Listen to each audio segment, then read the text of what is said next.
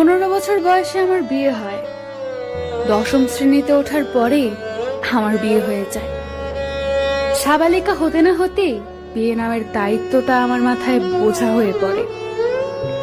কামুকতায় অধিকার আদায়ে প্রতি রাতেই স্বামী হিসাব করে পাই পাই করে আদায় করে নেয় তার অধিকার।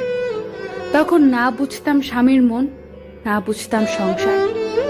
5 বছর শেষে এখন সবই বুঝতে শিখে গেছি।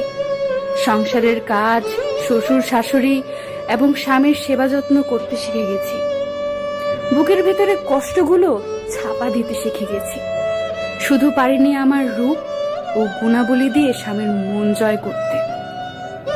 তাই জীবনে আর যাই করেন, মেয়ে হয়ে কখনো নিজের পায়ে না দাঁড়িয়ে, নিজেকে যোগ্য প্রমাণ না করে এমন কাউকে বিয়ে করবেন না যার হাতে নির্যাতনের শিকার হতে হয়।